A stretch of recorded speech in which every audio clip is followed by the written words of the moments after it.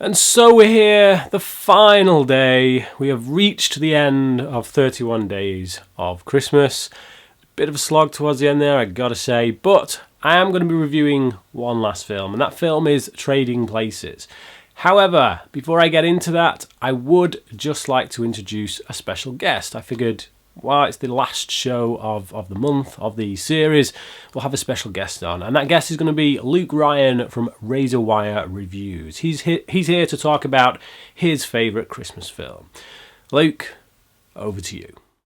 Hi, I'm Luke from the channel Razor Wire Reviews, and I'm here to talk to you about probably my favourite Christmas movie. And if we're talking about Christmas movies that are about Santa Claus, then I think this is my favourite Christmas movie, and it is Santa Claus, the movie, or just Santa Claus. 1985 movie, and it's a weird one because it's kind of a tale of two movies in a lot of ways. The first third of this film is completely told in the North Pole, and it's this magical kind of world of Santa and elves and all this kind of stuff. And then we flash forward a few hundred years to 1980s New York, and it's tonally completely different, though the magic that kind of inhabits the first third of the film is then brought over into modern day in the rest of the film.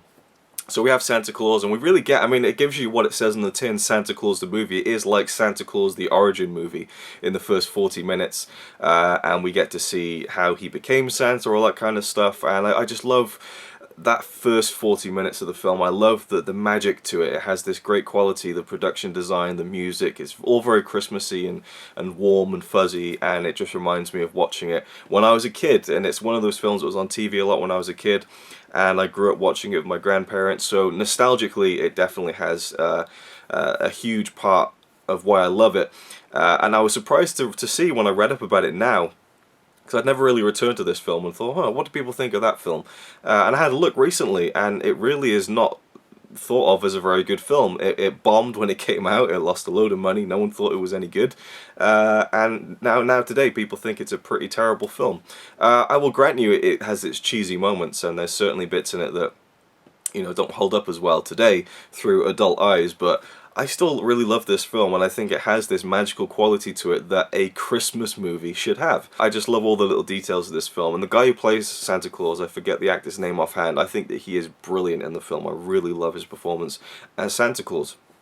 And as I say, growing up with my grandparents watching this, it was very, you know, nostalgic to revisit it, and I actually caught some of it on TV with my nan, and she literally just said, magical, bloody magical, and I had to agree. So I don't think it's a great film, but I think it's a great Christmas film, and it's a lot of fun, and it's I think as far as like elves, the North Pole, Santa Claus, it's my favorite Christmas movie, which a lot of people might not agree with, but I definitely think there's something to it, and I think Dudley Moore is fantastic in it as well.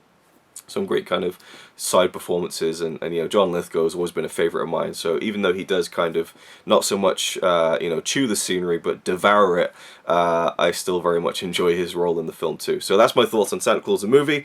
Thank you, Brian, for letting me be a part of this, and yeah, I hope everyone had a good Christmas.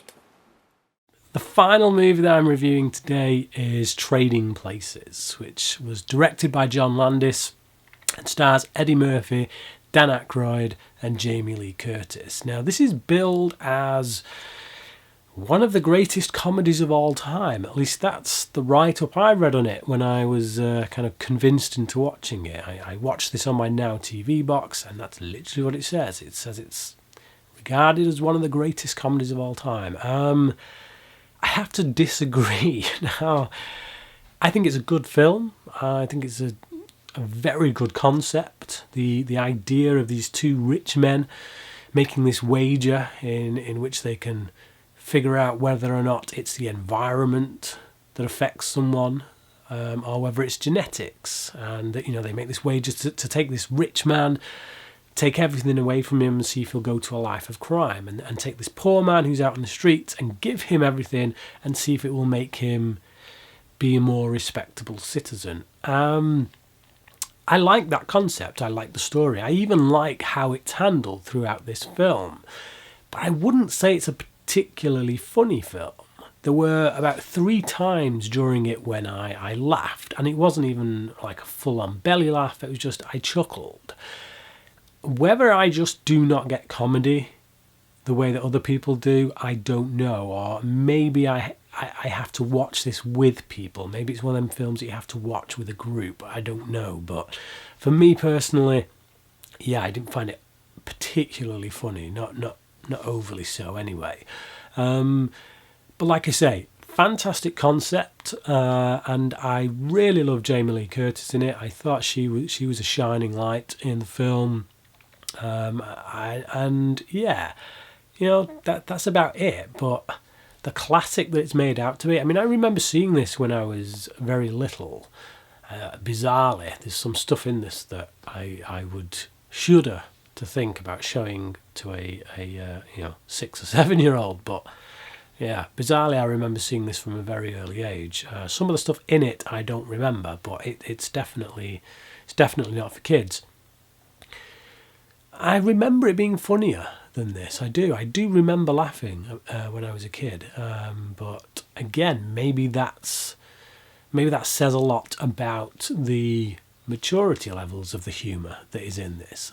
Like I say, I think the story, I think the characters and the concept are a bit more mature than the actual final product, I guess, than the way that it goes about doing its thing.